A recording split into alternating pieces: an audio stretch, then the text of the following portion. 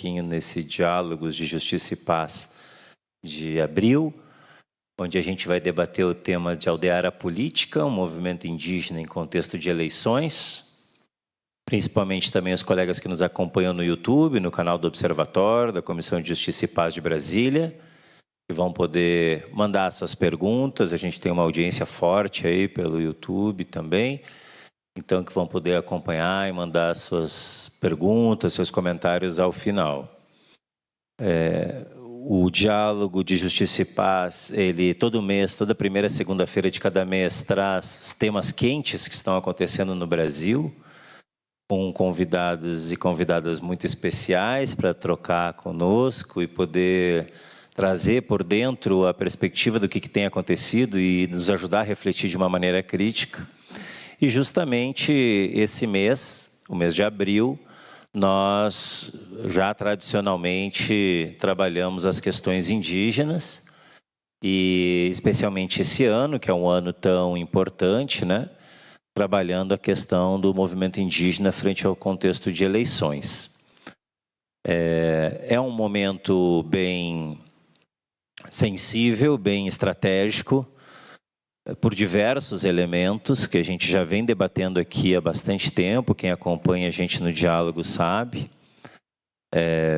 Primeiro, porque aqui em Brasília, essa semana acontece o acampamento Terra Livre, o ATL, e já são muitos anos, né, de acampamento, em governos mais favoráveis, em governos mesmo menos favoráveis, mas sempre mantendo a resistência. Nós temos parentes que estão aí, que estão acompanhando o ATL. É um prazer ter vocês aí também conosco. E,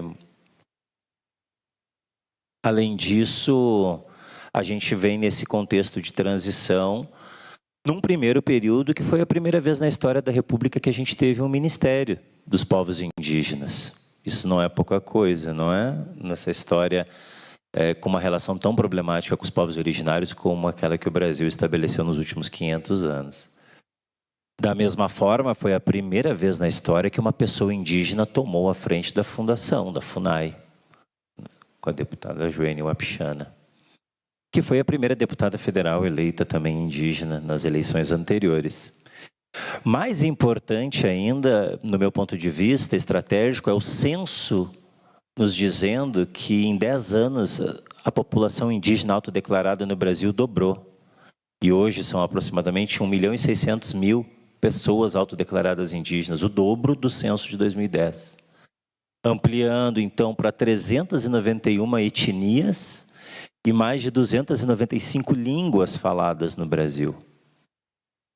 Então a gente percebe como o movimento indígena, na verdade, nos apresenta uma vanguarda da resistência e da inovação política, mesmo em contextos políticos tão adversos como o anterior a esse que nós vivemos, que declaradamente queria exterminar os indígenas. E dizendo que qualquer terra indígena era um empecilho para o projeto de governo e de desenvolvimento que aquele governo tinha. Então, esse é um momento muito delicado. A gente tem visto, por exemplo, vários quadros políticos agora saindo do Executivo, principalmente para concorrer às eleições. Não é? A própria Sônia Guajajara, ministra, passou a faixa para o Eloy, provavelmente porque vem para uma candidatura. Né? O movimento indígena tem dito que vai ser a eleição com mais candidatos indígenas concorrendo a diversos cargos. Então, eu acho que a gente tem um cenário muito importante para debater como o movimento indígena vem se movendo e como vem demonstrando aos outros movimentos sociais estratégias de resistência num contexto tão adverso, às vezes global, às vezes regional. E a gente, para debater essa conversa de hoje, a gente tem o prazer de estar aqui com a deputada federal Juliana Cardoso, do PT de São Paulo, que muito amavelmente chegou do aeroporto agora, já veio para cá, atendeu aos nossos pedidos, então a gente agradece muito desde já. A deputada, além de fazer parte daquela bancada do COCAR, como a gente chama, né? Ela hoje está à frente da Comissão da Amazônia e dos Povos Indígenas, que é uma comissão parlamentar. né, com grande importância também, e além das temáticas indígenas especificamente, vem sendo um ponto importante dentro desse cenário legislativo tão adverso para as pautas das mulheres também, né? No mês passado a gente trabalhou aqui o debate sobre o março e tivemos a presença da ministra das Mulheres e ela falou em um determinado momento como era importante o papel e a presença das mulheres indígenas também nessa luta. Então a gente fica muito agradecido de ter contato com a sua presença aqui, deputada. E também, do outro lado, já um amigo da casa, né, o Luiz Ventura, secretário executivo do Conselho Indigenista Missionário, o CIMI que há mais de 50 anos, né, já vem ao lado da causa indígena. Então, a gente fala aqui no observatório que a gente tem algumas irmãs e irmãos mais velhos. O CIMI é o nosso irmão mais velho indigenista. Tem a Caritas, tem a CPT, dependendo do tema, a gente pede ajuda, né? E o CIMI, ele realmente é um farol para a gente do trabalho, do acompanhamento dos povos indígenas com respeito, com o devido protagonismo dos povos. O CIMI, como a gente sabe, que divulga anualmente o relatório de violência contra os povos indígenas, que é o relatório dossiê mais completo que a gente encontra disponível sobre esse cenário da violação dos direitos dos povos originários no Brasil. Então, a gente também fica muito contente que o Luiz, vindo direto do ATL, já está aqui conosco mais um ano para conversar sobre esse tema. O Diálogos de Justiça e Paz é um evento organizado pelo Observatório de Justiça Socioambiental Luciano Mendes de Almeida, o OMA, da província dos Jesuítas do Brasil, junto com o Centro Cultural de Brasília, essa casa que nos acolhe, a Comissão Brasileira de Justiça e Paz, a Comissão de Justiça e Paz de Brasília, que está aqui na coordenação conosco, e a COPAJU, que é o Comitê Pan-Americano de Juízes e Juízas pelos Direitos Sociais e a Doutrina Franciscana. E eu sou Luiz Felipe Lacerda, sou secretário executivo do Observatório, e hoje tenho o prazer de estar na mediação dessa conversa. Então, como sempre, a gente tem aí uns 20 primeiros minutos, onde os nossos convidados vão poder fazer uma fala explanando um pouco sobre esse cenário, e depois a gente tem um tempo de abertura para um diálogo, perguntas. As pessoas que nos acompanham pela internet podem mandar suas perguntas no chat também, que depois o pessoal aqui nos transmite. Certo? Então, feitas as introduções, eu vou passar a palavra para a deputada, e assim ela já pode estar passando para a gente um pouco esse cenário, de como que ela tem visto, né, a importância estratégica desse momento, desse processo do aldear a política, e como que a gente pode se somar e aprender com esse processo.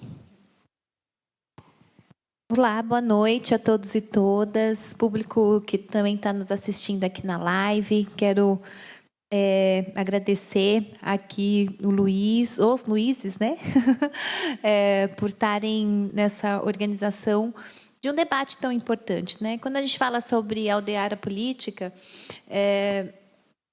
a gente fala em diversos aspectos, né? Acho que, no fundo, é organizar uma sociedade brasileira que sempre está à mercê de direitos, né, conquistados na Constituição, mas que a gente possa adentrar não só no parlamento. O parlamento é um espaço político, mas eu acho que quando você junta a comunidade, junta os parceiros, junta aqueles que querem fazer a discussão real, né, daquilo que é melhor para a classe trabalhadora, para o povo brasileiro, a gente faz política. E a política pode ser feita, às vezes, no amor e na dor, né? Tem hora que a dor nos une muito mais para poder lutar pelos nossos direitos. E eu sempre digo o seguinte: o Bolsonaro fez uma coisa boa pelo Brasil. Fez. Parece que não, mas ele fez. Ele conseguiu juntar todos os povos, né, indígenas, os aldeados, não aldeados, até recado, né, dos nossos parentes que estão isolados, né, para aquilo que vem, o que acontece, o que vinha acontecendo com uma velocidade de destruição das nossas terras, dos nossos povos. Isso ele conseguiu, né, juntar. Óbvio que o acampamento Terra Livre ele já vem sistematicamente se organizando junto com os parceiros, pensando mesmo sobre uma política voltada para aquilo que nos dê condições de estarmos vivos, né? De manter o que eu costumo dizer, a terra em pé, né? De manter as nossas ancestralidades, manter e cultivar aquilo que é necessário. Mas não é só isso que nos dá, né, essa possibilidade de avançar. Então, eu acho que o eixo central de quando vocês falem aldear a política, trazendo o movimento indígena no contexto das eleições, é um dos pontos. Vamos dizer que nós temos 513 deputados. Né? Dos 513, quando inicia, são 5 indígenas, 2 mulheres. Na verdade, são 6 indígenas com 3 mulheres, mas a nossa ministra sai para poder, pela primeira vez, ter um ministério pensado para os povos indígenas com, né, a nossa Sônia Guajajara, que trabalha desde sempre e está na comunidade nacional e internacionalmente reconhecida por estar nesse espaço. Então, isso, a partir do governo do presidente Lula, caminha nesse ministério, mas caminha com a FUNAI, caminha com a CESAI. Isso é um ponto extremamente importante, mas dentro do parlamento a gente não consegue muitas vezes avançar na questão orçamentária, por exemplo, né? A gente não consegue segurar projetos de lei, né, como o que aconteceu com o marco temporal, como o projeto do licenciamento ambiental, como outros projetos que vão se misturando desde a Câmara Federal ao Senado para poder criar barreiras para que a gente conquiste a nossa terra, o tão sonhado marco, né, das terras que possam estar dentro dos povos. Isso acaba sendo brigas imensas, mortes, né? Vocês vão falar muito melhor do que eu, que andam muito por esse nosso Brasil, todas as dificuldades que a gente tem com garimpo ilegal, todas as dificuldades que a gente tem com as terras raras, né, que agora é um dos pontos que estão sendo também falados no Congresso. Então, eu acho, e sempre... bom, eu sou uma mulher de comunidade, eu venho da Igreja Católica, venho de comunidades eclesiais de base, né, da Teologia da Libertação. O meu pai, indígena, terena, de Mato Grosso do Sul, mas a gente eu nasci e fui criada em Sapopemba, né? Sapopemba da região de São Paulo, que é a periferia de São Paulo, e ali a divisa que tinha do Grande ABC. Então, essa divisa, ela também fazia a pastoral operária, ela também lutava pelos direitos à terra, ela também tinha toda uma organização de comunidade para a gente conquistar os nossos direitos, né? E desse espaço, eu sempre aprendi que a fé tinha que, sim, andar com a política, né? Ela tinha que ser uma igreja, não dentro dos templos, vamos dizer, mas ela é uma igreja para fora desses templos, onde a gente busca essa comunidade para poder entender que ela é possível fazer grandes mudanças desde que a gente esteja em conjunto para conquistar os nossos territórios. E essa caminhada, ela nos dá uma base, desde muito jovem, pela Pastoral da Juventude, de que é possível estar em todos os espaços, mas que você também precisa ter pé dentro do parlamento. Ela não pode ser sozinha. Somos muito poucos, né? Dos 513 deputados, se a gente for contar no dedo, a gente pode contar no dedo quantos deputados indígenas, mas não indígenas, que nos ajudam a estar lutando pelas pautas. E sabemos, infelizmente, que o garimpo, que todo aquilo que tem com muito dinheiro e muito poder dessas nossas terras, eles são representados, né, em deputados e deputadas que vão contrário àquilo que a gente precisa. Então, eu acho que nessas eleições que está se chegando, né, nós já estamos nos inícios das pré-campanhas, nós já estamos no início de pensar a continuidade desse nosso governo, né? E hoje, quando a gente fala sobre uma política nacional, a gente não pode deixar de lado a política internacional, as guerras que têm acontecido, o que isso, nessas guerras que têm acontecido, o que isso vai bater diretamente no governo brasileiro e o que está em risco, o que está em jogo, além da questão que eu falo muito sobre as redes sociais, né, sobre os mecanismos de redes sociais que não está na nossa mão, né, que não são aquilo que a gente consegue barrar. Aliás, quando a gente fala na Câmara Federal e no Senado sobre regulamentação das redes sociais, ela também passa por isso. Mas a gente não consegue ter uma maioria de deputados que votem nessa regulamentação para a gente parar de ter fake news, para a gente poder parar. E a fake news não é só na questão parlamentar ou na questão da política, é para tudo, inclusive para dar desinformação sobre as terras indígenas, sobre tudo aquilo que a gente tem da nossa fauna, da nossa flora, dos nossos biomas, né? Se vende muitas ilusões em cima de grandes construções, né, para poder falar que é bom, só que a gente vê a cada dia que isso bate numa crise climática ambiental e que devolve a natureza. Não é que a natureza devolve como uma punição, mas é que o formato que é colocado, vamos dizer, aos grandes negócios, né, ela passa em cima do lucro, em cima da vida das pessoas.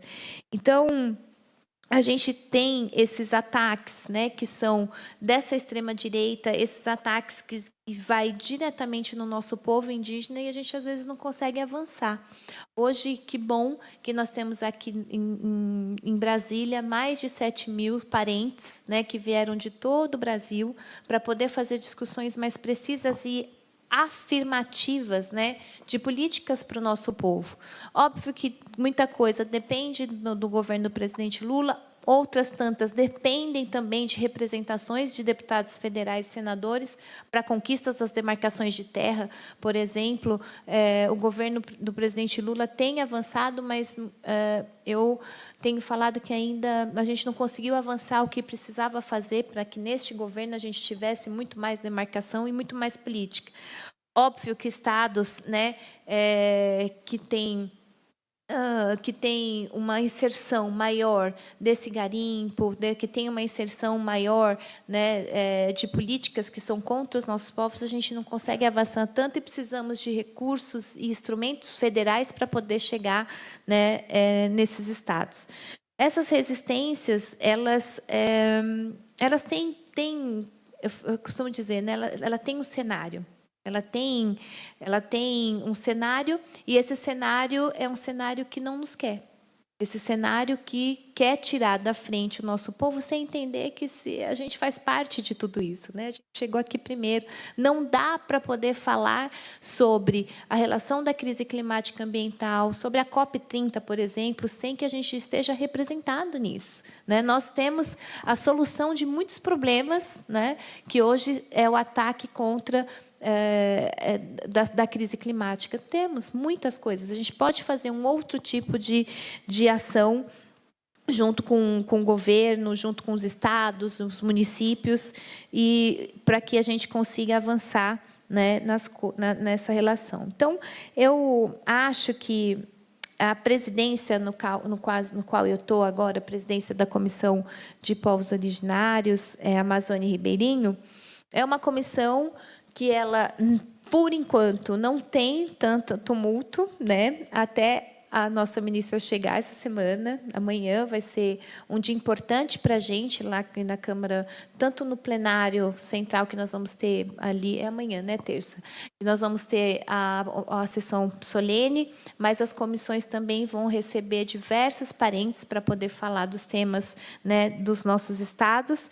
E eu vejo que a composição da semana passada para essa, de quem estava participando da comissão, ela já mudou completamente. A gente tem representações de deputados que são do PL, né, para poder vir fazer ataques direcionados, né, ao nosso povo. Então, segurem, né, os cintos para todos que estão por aqui, ajudem a gente, inclusive, a fazer a defesa dessas comissões, dessa comissão, porque é uma representação de ataque, de ódio, né, de um tal moralismo. É o mesmo que eles fazem quando Érica Hilton vem a ser presidente da Comissão de Mulheres. Se não fosse isso, tinha muita gente que nem sabia que tinha comissão de mulheres, né, na Câmara Federal. E eu acredito que não vai ser diferente com a chegada de Sônia na nossa comissão. Essa comissão ela foi pensada inclusive pelo movimento há muito tempo de a gente ter projetos de lei destinados e deliberados dessa comissão, para que a gente pudesse ter pareceres mais organizados e elaborados, porque era a comissão que só ia para o meio ambiente e depois era distribuída. Ali a gente pode fazer tanto projetos que são vinculados à Amazônia, os ribeirinhos e os povos indígenas de uma forma mais sistemática, e uma comissão que tem ali uma equipe técnica muito bacana, além dos parceiros, né? Porque aqui a gente tem muitas frentes, né? Muitos parceiros, né? Que sempre estão ali de olho junto com a gente, pensando em projetos que depois se distribuem até ou projetos que não são favoráveis a nós, né? E aí temos que fazer pareceres, achar parceiros que também olhem os pareceres mais técnicos para poder barrar tipo de ações que são favoráveis ao garimpo. E também é uma comissão que ajuda um dos projetos que foi de Joênia, né? Que é um projeto que fala sobre os agentes indígenas de saúde. E, pasmem, para quem está nos assistindo, mas os agentes de saúde e de saneamento não recebem o mesmo valor do que agentes de saúde do Brasil, né? O salário, agora, com o governo do presidente Lula, isso se organizou e tem o mesmo salário. Mas isso não era uma legislação efetiva. Então, os agentes de saúde geral tinham uma base de valores de salário, e os indígenas de saneamento e agentes de saúde não. Então, às vezes, você tem que sair da aldeia daqui, ficar dias fora, por exemplo, e não tem recurso, né, de áreas para poder sair, não tinha vale alimentação.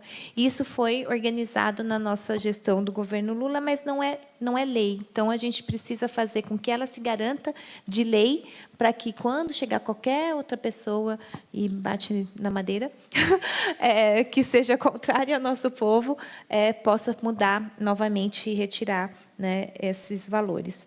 Então, esse tipo de projeto, né, o PNAE, por exemplo, também foi um projeto que a gente trabalhou muito para a comissão sair de lá e depois trabalhar em outras comissões para poder voltar, estar pronto para ir para o plenário. Essa semana a gente está querendo, já conversamos com o presidente Hugo, para que a gente pudesse colocar esses projetos para serem votados para ir para o Senado, aproveitando que os nossos parentes estão aqui e já tem conversado já estamos conversando com o governo, que está tudo certinho para poder ser sancionado. Então, o que eu acho que nós precisamos? Precisamos de ter mais representatividade. E aí eu não falo somente na Câmara Federal, eu falo do Senado, eu falo de câmaras municipais, eu falo de assembleias legislativas, de prefeitos e prefeitas, né? Representações que vão estar nesses espaços de poder e decisão. A gente tem capacidade disso, dá para ser feito isso, essa junção de enxergar quais são os atores que vão estar nesses espaços estratégicos, né? Porque a direita e a extrema-direita se organizam muito bem, obrigada, né? Tem recurso, tem financiamento. Contrário de nós, que não temos tantos recursos, temos pouco financiamento, mas temos uma política, temos claramente uma política e sabemos para onde vamos e sabemos o que queremos. Agora, o que a gente precisa é sempre ter uma força maior de uma movimentação que enxergue em todo o nosso Brasil essas representações, né? Eu sonho um dia que nós teremos senadores que nos represente, que esteja lá a nossa cara. Eu sonho de que a gente tenha presidentes de câmaras federativas, ou de assembleias, ou de câmaras municipais, ou prefeitos e prefeitas que possam falar sobre aquilo que a gente mais entende, sobre as nossas dores. Então, acho que quando a gente fala sobre essa representação, é fortalecer isso, fortalecer, caminhar estrategicamente como a gente faz isso, dependendo do seu estado, tem que fazer conta mesmo, porque a gente, olha, gente, né, precisamos eleger, tá, mas eleger de qual partido? Essa é a primeira coisa, porque também não é eleger qualquer um, né? Eleger representações que a gente tem.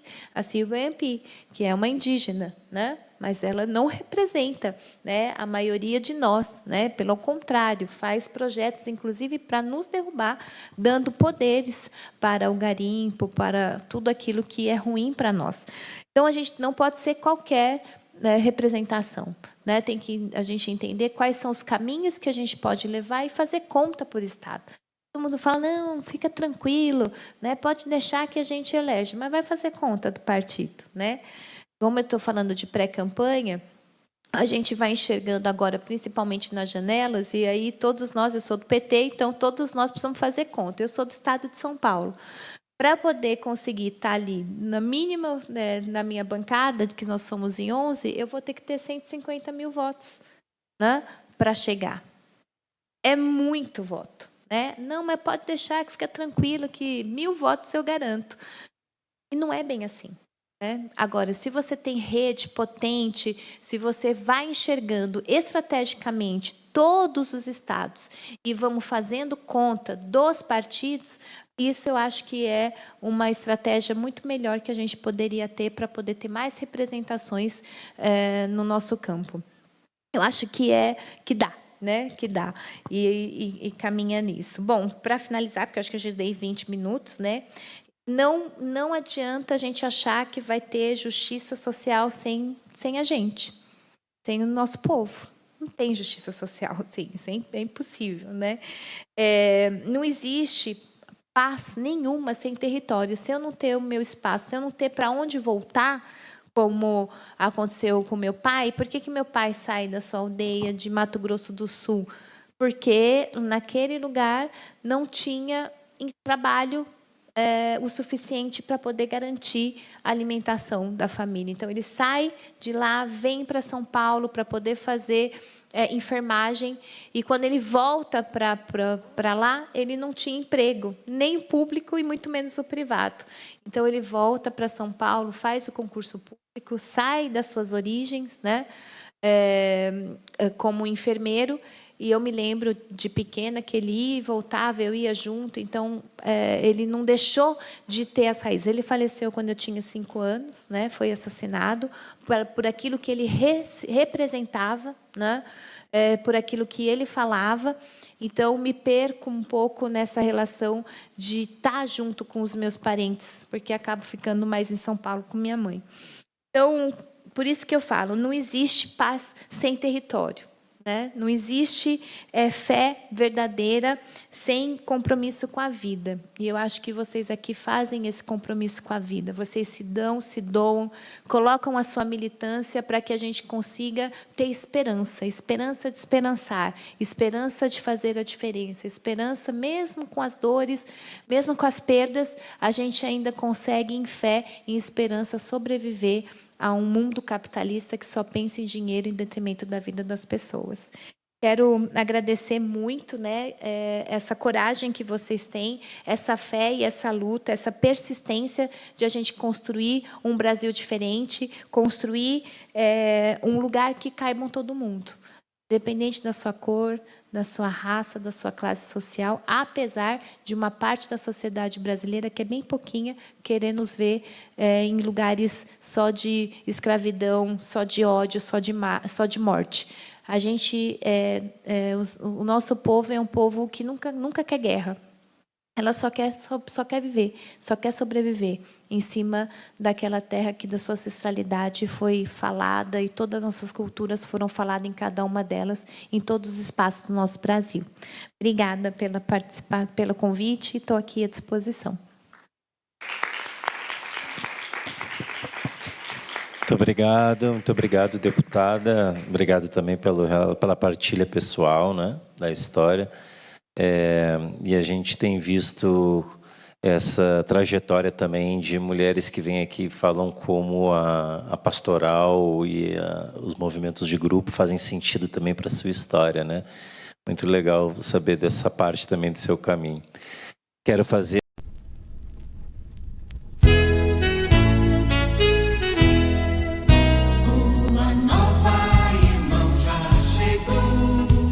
Jesus Cristo nos diz com